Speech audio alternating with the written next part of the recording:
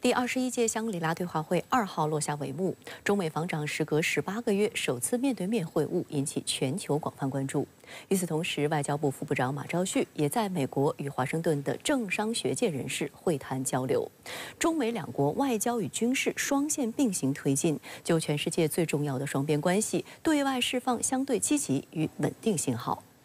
5月31号，中国防长董军与美国防长奥斯汀在新加坡的75分钟会晤，连续多日引发国际舆论热议。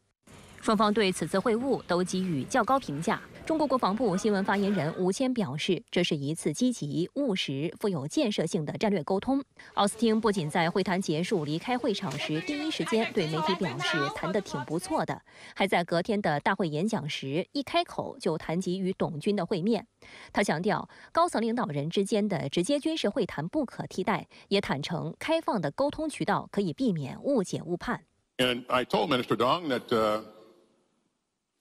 if he calls me on an urgent matter,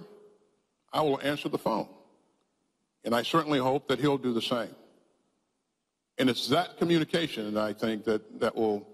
help to keep things in the right place and help us move things towards greater stability and security in the region.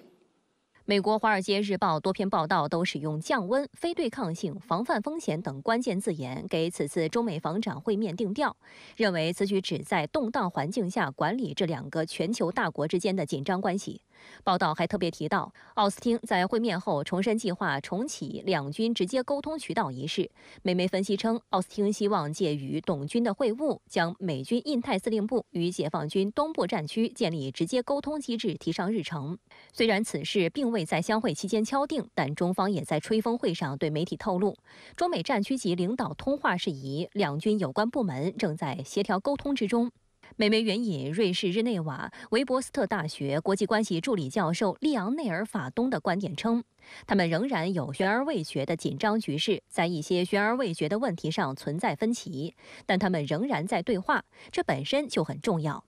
多位国际观察人士也直言，这符合两国逐步恢复军事沟通的趋势。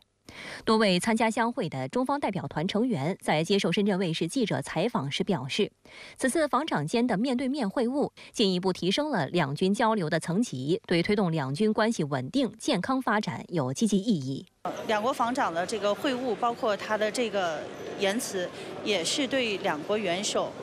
达成关于两军关系健康稳定发展的这么一个共识，对于两国元首共识的一个落实。尽管恢复沟通令人欣慰，但不少东南亚媒体仍表现出忧虑情绪，直言相会背后硝烟依旧。东南亚媒体普遍认为，两位防长的主旨发言仍是各说各话，各自表态，在诸多核心议题上仍存在难以调和的分歧。针对台海议题的激烈交锋就最为明显。董军在大会发言时严厉警告台独势力搞分裂必将自取灭亡，并重申中方依法处置涉台事务完全是中国内政，外部势力无权干涉。台湾问题是我们的核心利益，但是台湾问题国际化的这种趋势要引起我们的警惕。这方面呢，既有台独分子把台湾问题试图推向国际化的这样一种企图，另外也有呢，在美国为首的盟友体系试图通过台湾问题以台制华，所以呢，他们有一些话语包装，打着是关心台湾海峡的安全局势，实际上是想要介入，或者说是干涉我们国家的内政，以及对我们的主权进行干涉。所以在这一点上，我们一定要点出事情的是非曲直。先后参加过10届相会的清华大学战略与安全研究中心研究员周波，日前在美国外交事务杂志刊登了题为《美国、中国及宿命论陷阱》的文章。在文中，周波借用冷战后期里根总统对美苏关系的定调“信任但要核实”，表示当下中美关系的范式应当是信任但要对话。即中美应该通过持续对话与接触，降低在台海、南海发生意外和冲突的风险。实际上，中美关系嘛，它既有合作，也有竞争，这是两方面的问题。无非是我们的希望就是合作应该大于竞争，但美国认为这个关系基本上就是一个竞争的关系。拜登曾经一度说过，这是一个极度竞争的关系。但是呢，双方之间的话还是有一点共识的，就是都不想让这个关系，不管它叫合作还是竞争，滑向冲突，这个是大家是共同点。就在中美军事高层接触同时，外交领域的沟通对话也在并行推进。应美方邀请，外交部副部长马朝旭自5月30号至6月2号，一连4天访问美国，与美国战略学术界人士、工商界人士深入交流，展开一轨办外交。深圳卫视注意到，马朝旭抵达美国首日就连续会见了3名美方高官。他先是与美国国务院2号人物、常务副国务卿坎贝尔举行约2小时的磋商，随后又分别会见了美总统国家安全事务首席副助理芬纳和总统国家安全事务助理沙利文，围绕中美关系以及双方关心的国际问题展开深入交流。会见结束后，马朝旭对媒体记者表示，会谈是坦诚、深入、建设性的。中方将继续遵循习近平主席所提出的相互尊重、和平共处、合作共赢3项原则来处理中美关系，坚定地维护我们国家主权、安全和发展利益。我们也要求美方相向而行，切实履行拜登总统所做出的承诺，一起努力使中美关系能够在正确的轨道上向前发展。此次马朝旭一行不仅与美国政府要员会面，还在华盛顿阿斯彭学会总部同美国战略学术界人士举行座谈，就当前中美关系和共同关心的国际地区问题深入交流。主办此次座谈的美国阿斯彭战略小组曾多次组织中美交流会谈，包括外交部、中联部的官员都曾参与。该小组还主办每年2届的阿斯彭安全论坛，中方也多次参与，并就中美关系、中国发展意图、台湾问题、美对华科技打压等议题深入阐述中方政策立场。在刚落幕的相会，中美防长举行会谈。与此同时，中美外交高层也在华盛顿举行对话。您是如何来看中美近来的交流态势？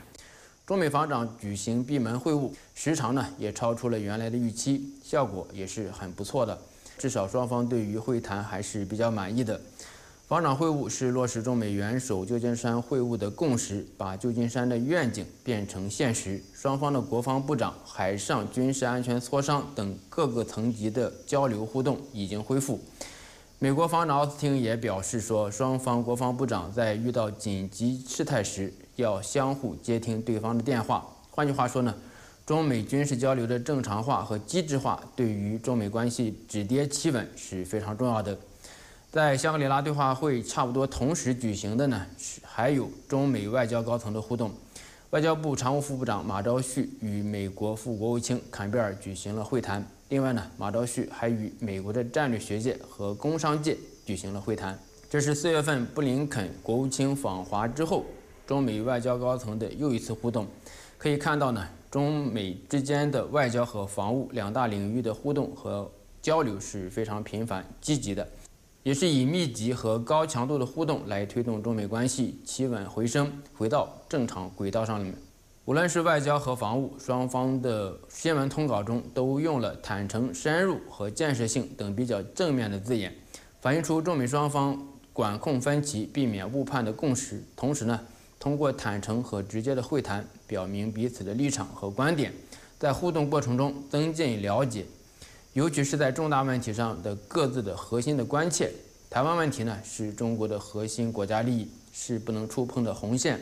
在赖清德520讲话以及解放军军演之后，中美之间的外交和防务互动如常举行。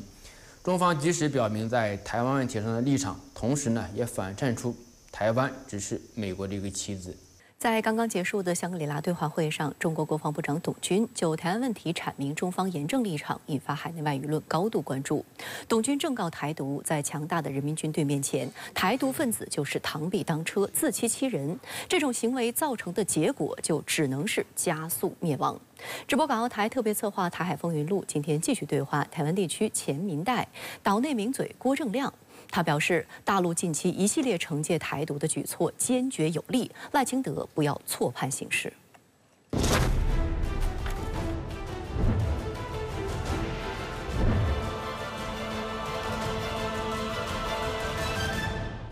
就赖清德实在是，我觉得他对国际大事啊，对两岸的情势，以及大陆可能反制的筹码，他理解的太浅了啦，所以你就会做出这样的一个错误的判断。赖清德在520演说这份台独自白中，继续鼓吹所谓世界民主链的亮点、全球民主供应链的关键，妄图用所谓自由民主打开国际社会一个中国框架的天窗。然而，1周后的第77届世界卫生大会直接打脸民进党，再次拒绝涉台提案。民进党当局已经连续第8年没有收到大会邀请函。郭正亮认为，赖清德寄希望与美国、日本所谓力挺，但现实是，一旦涉及中国红线，美日等外部势力也会有所收敛。美国我认为还是战略性模糊啦，就是坦白说了，他在玩你啦，他在玩政治啦。像布林肯讲什么，我们支持台湾加入 WHO 到最后一刻，就到最后没有提案啊。台湾真的不要太天真啦，就是说，你不要以为美国是力挺你到哪里。如果像这样的政治的现实你都看不到啊，那我觉得我们没有理由跟着你去搞盲目乐观的浪漫游戏了，这太可怕了吧。对于赖清德猖狂的挑衅言论，大陆多部门迅速反应。除了解放军以雷霆之势开展联合利剑 2024A 演习外，外交部、商务部联合祭出反制举措。5月31号，国务院关税税则委员会发布公告，决定自6月15号起，对原产于台湾地区的134个税目进口产品，终止适用海峡两岸经济合作框架协议协定税率。郭正亮认为，台湾方面采取歧视性贸易限制在先，大陆相关举措合理合法，反倒是赖清德当局应该反省，释出善意。你台湾很多东西是对全世界开放，那为什么唯独对中国大陆没开放啊？那这个项目据我了解是高达2500项，所以台湾并不是没有处理的空间，可是从去年12月到现在都没有处理啊。所以当然也包括就职演说了，我同意这个也是原因之一啦啊。可是也许如果就职演说氛围好一点，那双方会用协商处理。那目前看起来就没有办法协商嘛，所以大陆的商务部就又直接出手了，就是这样。郭正亮认为，台湾经济高度依赖 ECFA， 依赖大陆市场。赖清德口口声声宣称市民如亲，实际上根本不顾及大多数台湾人民的利益。未来台湾的经济发展将面临更大挑战。我觉得赖清德真的是看得太简单了啦，就说台湾这样的一个内部的危机这么严重啊，然后外部风吹草动就会引起外资的一些的恐慌啦，这样的一个地方啊，你首先一定要稳住两岸关系嘛，你怎么可以在你一就职就闹出这么大的风波呢？事实上，赖清德当选台湾地区领导人时，只获得了岛内40%民众的支持，在立法机构内部，民进党也没有获得多数席次，足以证明台湾民众对民进党充满质疑。因为赖清德你只有40啊，那你又很固执，所以你肯定未来一定会跟立法机构之间不断发生冲突的啦，这几乎可以预期啦。尤其人家还要去做那么多的弊案调查，谁叫蔡英文丢了一个烂坑给你？以前通通都被压住啊，对不对？如果一句话来说，就是蔡英文是台湾有史以来运气最好的啦，那赖清德就是运气最差的啦，两个人刚好是天壤之别。郭正亮向深圳卫视表示，赖清德520演讲为两岸交流增添了不确定因素，但两岸要和平、要发展、要交流、要合作的民意不会被改变。我都是就职演说前去的啦，那时候我就感受到大陆真的希望两岸能够交流，大家稳住局面，先把经济搞好吧，那个氛围蛮明显的啊。那可是520之后我认为氛围就不是这样了。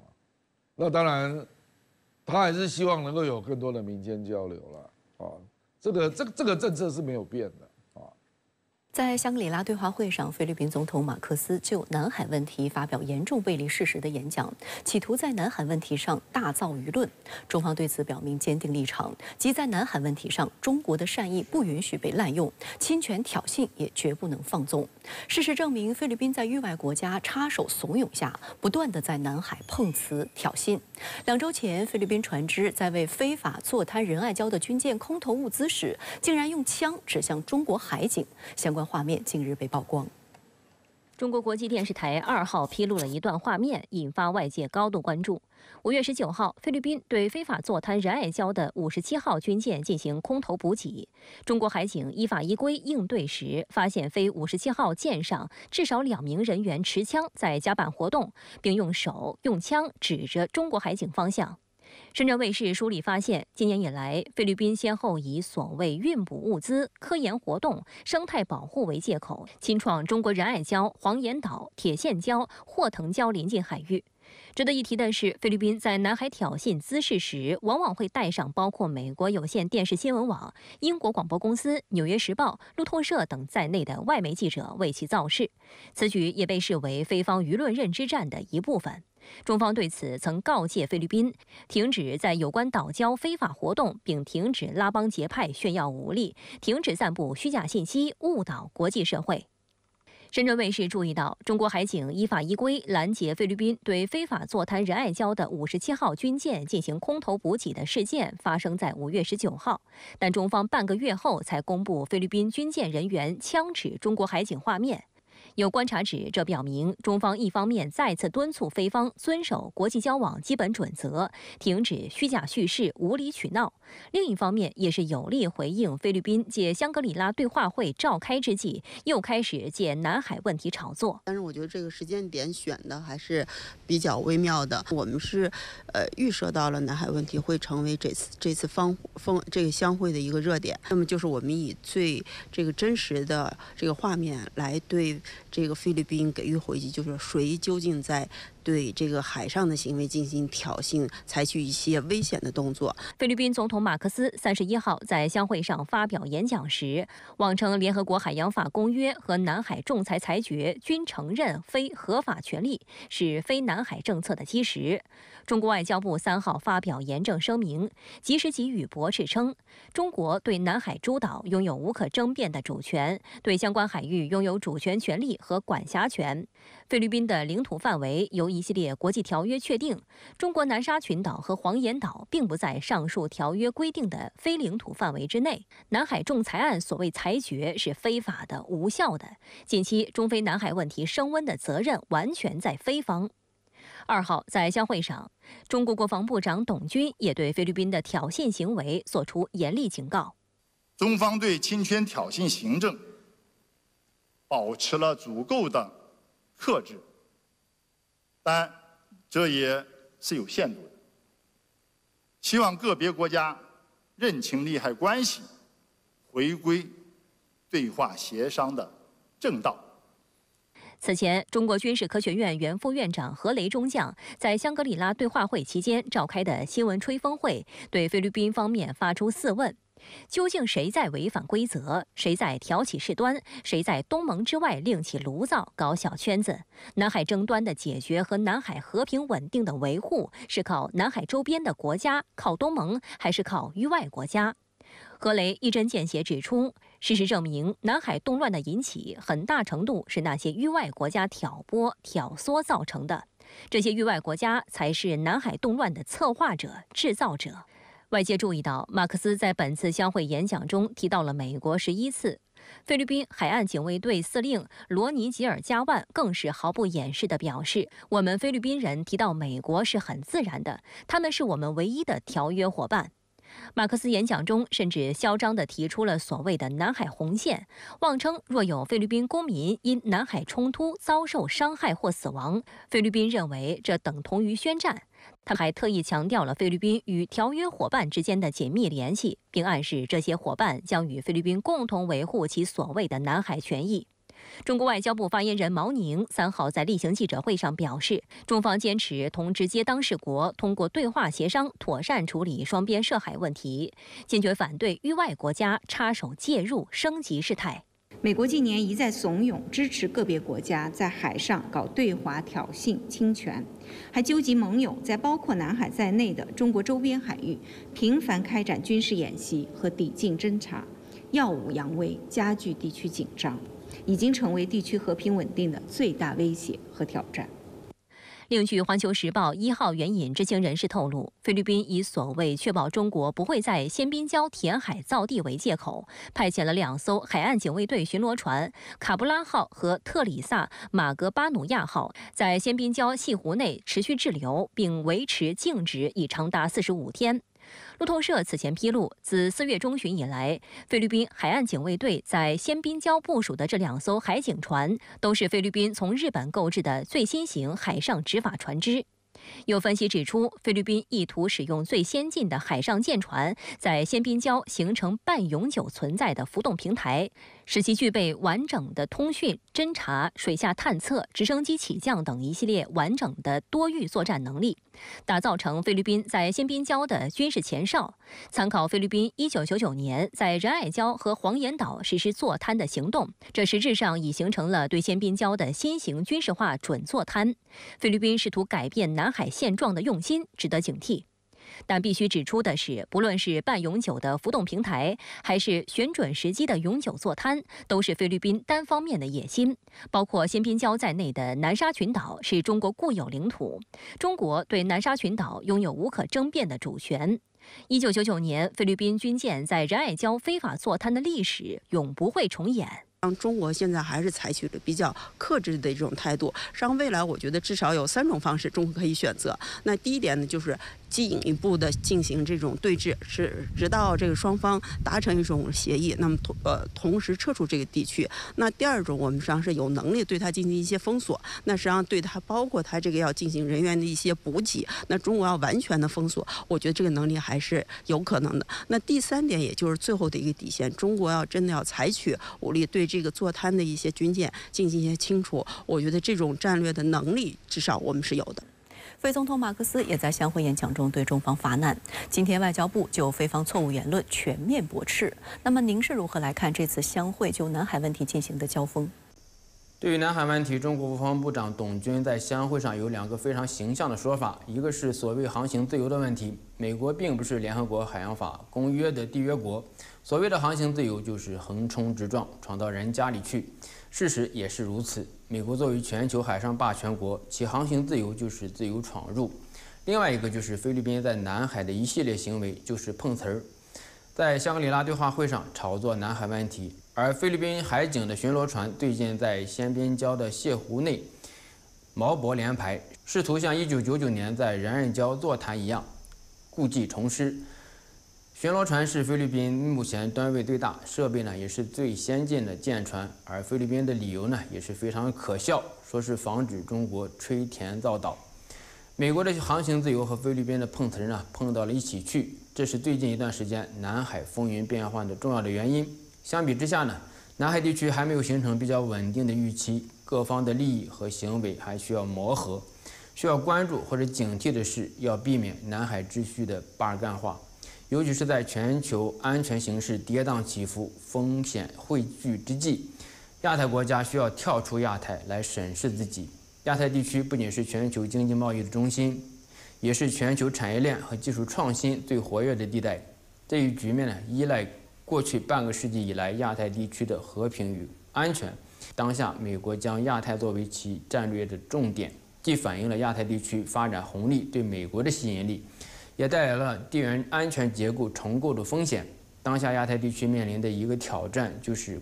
半个世纪以来形成的经济发展的合作秩序与不断裂变的地缘安全秩序的不匹配。而南海呢，可能是比较脆弱的环节，这其中需要各方保持克制，避免局势失控。巴尔干化的一个逻辑呢，就在于大国和小国结成了非对称的刚性同盟。美国和菲律宾之间，以及菲律宾与日本、澳大利亚之间相互利用的关系，大大增加了南海局势的复杂性和不可控性。菲律宾的狐假虎威式的碰瓷，对于美国可能会造成声望的考验。从这个角度来说呢，中美之间需要更多的沟通与交流，减少被小国利用和牵制的风险。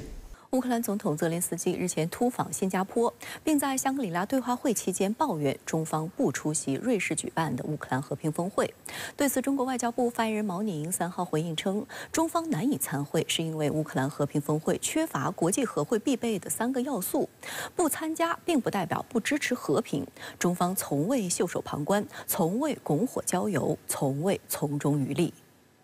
应乌克兰的请求，瑞士将于本月15号至16号在瑞士中部城市波尔根施托克举行首届乌克兰和平峰会，旨在为乌克兰争取更多的国际支持。乌克兰总统泽连斯基2号在新加坡举行的香格里拉对话会的回答环节上，抱怨中方不出席此次和平峰会。对此，中国外交部发言人毛宁在3号的例行记者会上回应，中方重视瑞士举办的首届乌克兰和平峰会，也一直同包括瑞士和乌克兰在内的有关各方保持着密切沟通。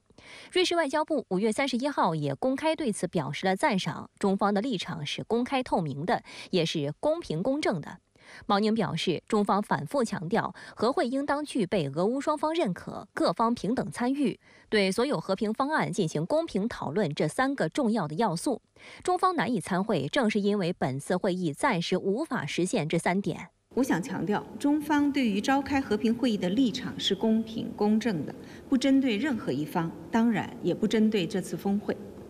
中方是否参会，完全基于自身对会议的判断，相信有关各方能够理解中方的立场。自乌克兰危机升级以来，中国仍然是乌克兰最大的贸易伙伴国，中国驻乌使馆也始终在正常的开展工作。那我还注意到，2022年3月，即俄乌冲突爆发1个月后，中国就向乌克兰提供了价值1500万元人民币的急需物资。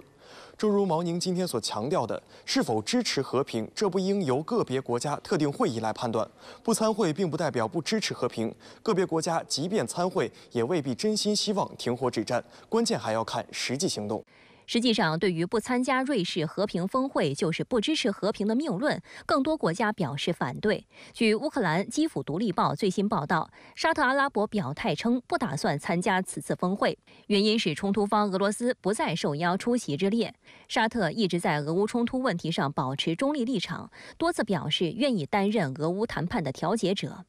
深圳卫视注意到，泽连斯基突访新加坡，并在相会发表演讲时，虽然表示乌克兰已准备好听取各种可以帮助结束俄乌冲突的提议和方案，但他重点推销即将在瑞士举行的和平峰会，声称这是结束这场残酷战争的最佳方法。需要指出的是，去年在日本广岛举行的7国集团峰会上，泽连斯基曾提出10点和平方案，包括俄军完全撤出乌克兰、释放所有战俘和被转移人员、确保粮食和能源安全等。而在即将举行的首届乌克兰和平峰会上，讨论范围将缩小至3个点：核安全、粮食安全、释放战俘和归还乌克兰儿童。人类历史上任何一次这个和平会议都不可能说，这个交战的双方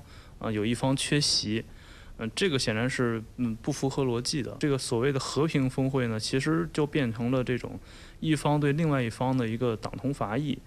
外界注意到，在结束相会演讲后，泽连斯基在同一天闪电转场菲律宾首都马尼拉，3号与菲律宾总统马克思举行会谈。2名菲律宾官员透露，泽连斯基原本计划在香格里拉对话会期间与马克思会面，但未能如愿，因此泽连斯基决定前往菲律宾，亲自邀请马克思参加和平峰会。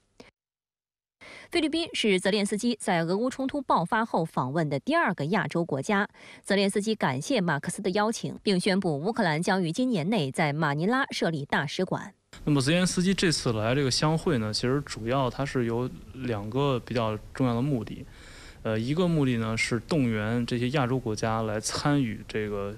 在瑞士举行的这个所谓的乌克兰和平峰会。因为目前来说呢，这个其实亚洲国家很多的都还不是特别的积极，特别是这些东盟国家。还有一层原因，其实也是配合美国的这个两洋战略，把这个亚太地区现有的这个一些安全问题，和这个乌克兰危机绑定在一起，为美国构建一个这种连通两洋的，对中俄进行双遏制的这样一种两洋战略服务。在新加坡期间，泽连斯基还与美国防长奥斯汀进行多小时双边会谈。他向美方说明乌克兰的国防需要，包括强化防空系统、F-16战机队及双边安全协议的筹备工作。奥斯汀重申，美方会致力于确保乌克兰拥有抵御俄罗斯所需要的一切。泽连斯基在演讲中还表示，尽管他感谢美国允许乌克兰使用美国提供的海马斯火箭炮系统向哈尔科夫地区的俄罗斯边境发射，但这还不够，乌克兰需要更多的防御系统。近日，有乌克兰军官抱怨称，美国提供的海马斯火箭炮系统已经失效。美国《华盛顿邮报》日前刊登文章称，由于俄罗斯军队实施电子干扰，包括海马斯火箭炮和神剑制导炮弹在内的多款原乌装备作战效能下降。神剑炮弹的命中率一度低至10%，被乌克兰炮兵弃用。从去年开始，俄军电子战部队在前线扰乱 GPS 卫星定位信号，导致乌克兰军队发射的精确制导弹药大幅偏离目标，而有能力借电子战反制西方高科技武器，被视为俄军目前重新掌握主动权并在战场上得到推进的关键原因。由于乌克兰在战场失利，美国开始放宽美国武器使用范围。美国国务卿布林肯5月31号证实，美国总统拜登已经批准乌克兰可以使用美国武器对威胁乌克兰哈尔科夫地区的俄罗斯本土目标进行打击。布林肯没有具体说明美方的这一授权是否可以扩大到俄罗斯其他城市或目标。不过他表示，美方此举经过审慎考虑，是美国调整和适应俄乌战场的战略安排。美国政治新闻网此前称，以美国为首的西方国家起初因担心冲突升级，一度拒绝乌方放宽武器使用限制的要求。如今这些担忧仍然存在，但随着前线形势日益严峻，乌方明确提出需要守住哈尔科夫后，欧洲国家开始改变立场，拜登也改变了主意。俄总统普京此前警告说，让乌克兰使用西方武器打击俄境内是在玩火，这可能引发全球冲突。现在就是实际上，双方的主要的这个战场的形态呢，还是一个僵持战，或者说一个堑壕战、阵地战这么一种局面。它对俄军后方的战略纵深的一些目标，比如指控中心啊，比如说后勤的中枢啊，比如说一些重要的机场进行打击，它确实有可能影响这个或者牵制俄军的战术行动，但是它不太可能去改变整个战场的这样一种整体的一个局面，有可能还会带来这个战场的局势的进一步的升级。美国前总统特朗普在封口费案罪成后，2号在美国媒体福克斯新闻的节目中亮相。在谈及被裁定有罪时，他表示自己会接受软禁在家或坐牢等判决，只是不知道公众能否接受。他还强调，对付他的人都是坏人，他将通过重夺总统一职来报复他的对手。不过，舆论普遍认为被定罪对其支持率乃至选情影响有待观察。与此同时，特朗普在 TikTok 上开设认证账号，声称将利用一切可用工具直接与美国人对话。当地时间6月2号，美国福克斯新闻刊播了其对特朗普的一次专访，这也是特朗普在封口费案罪成后首次发声。深圳卫视注意到，在特朗普的总统任期内，福克斯新闻一度成为他的官方媒体。特朗普甚至要求在椭圆形办公室旁边的自助餐厅安装一台大屏幕平板电视，这样他就可以连续观看福克斯新闻节目。频道的现场和电话采访是他日常工作的一部分。然而，这样的亲密关系终结在2020年大选之后。福克斯新闻的老板亿万富翁默多克当时嘲讽特朗普是失败者。直到今年1月，特朗普再次亮相福克斯新闻组织的现场活动，双方关系被认为正式解冻。福克斯新闻此次释出的视频片段显示，这次专访气氛友好。特朗普面对3名主持人侃侃而谈，在谈及自己入狱的可能性时，特朗普表示，如果被判入狱，他愿意接受这个现实，但公众将很难接受。I'm not sure the public would stand for it.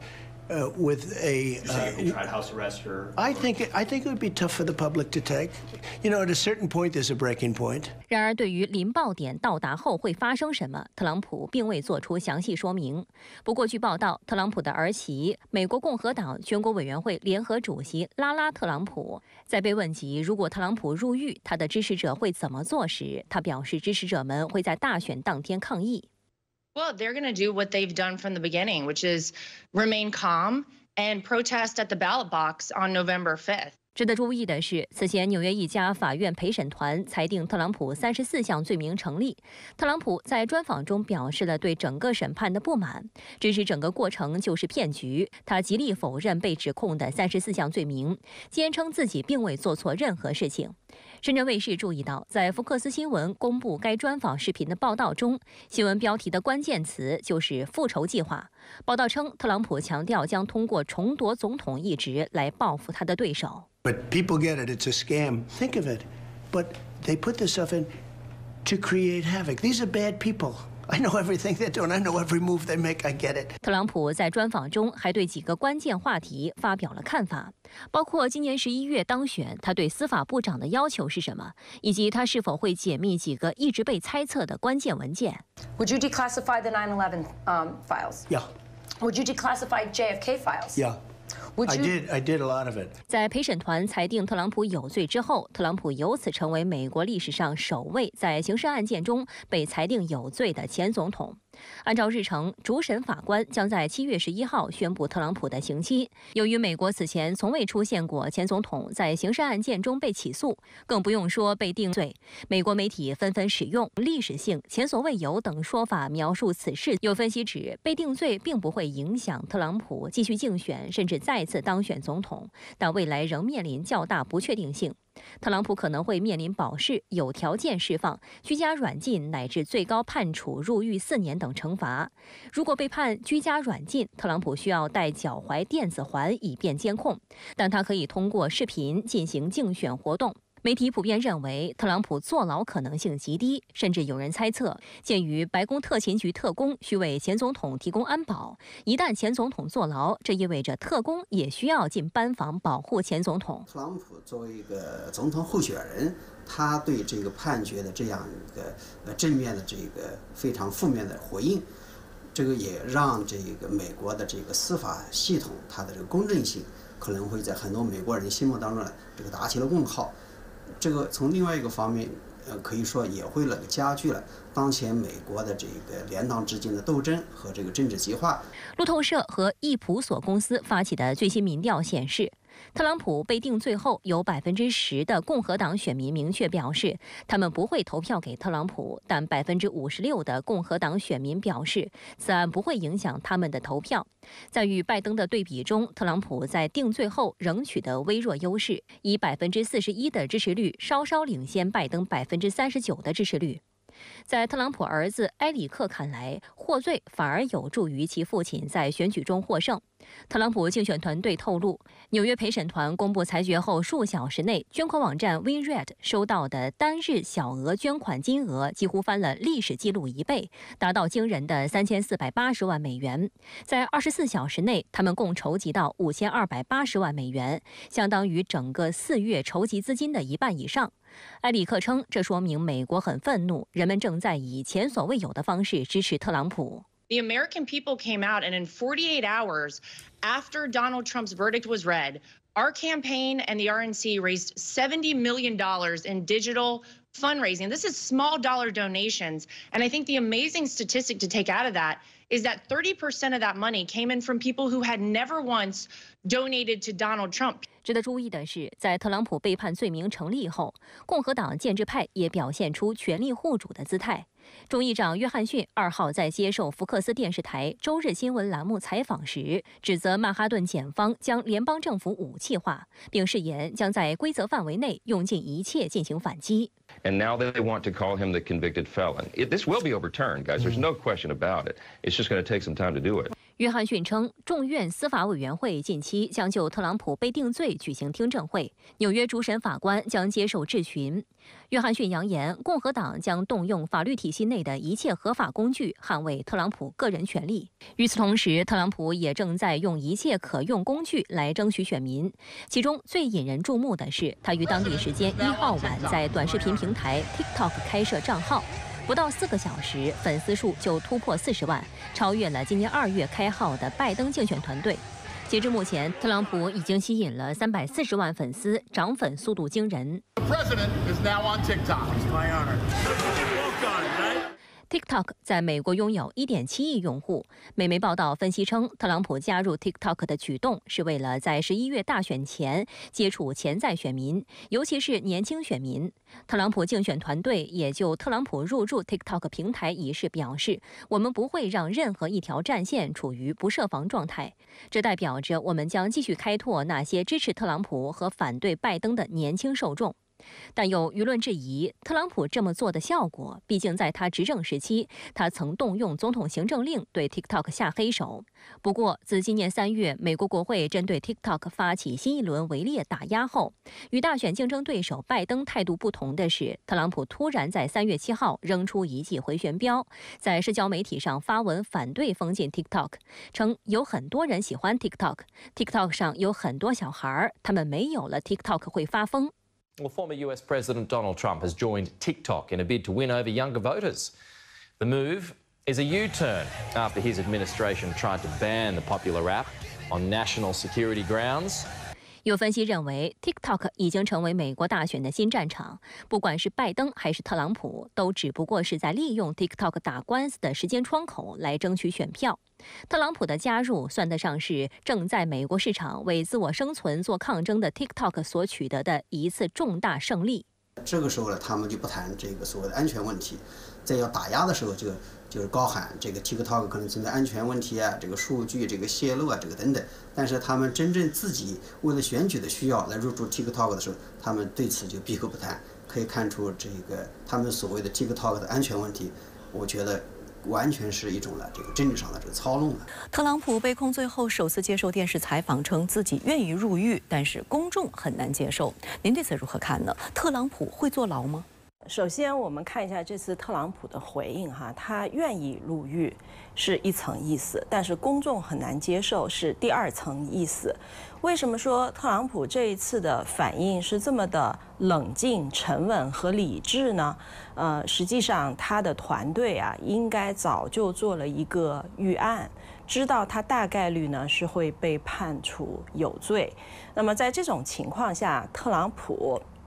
第一件要做的事情是巩固他自己的基本盘，也就是支持他的这些粉丝。第二个事情呢，是要表现出来他非常的成熟、理智，然后呢，具有治理这个国家的能力。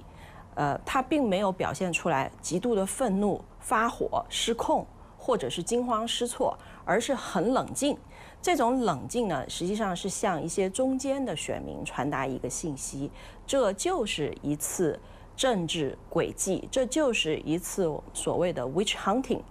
对他的一种政治迫害。那么特朗普知道这件事情谁是背后的推动者，他也知道自己应该如何去应对，他给中间派的选民发出了一个非常清晰的信息。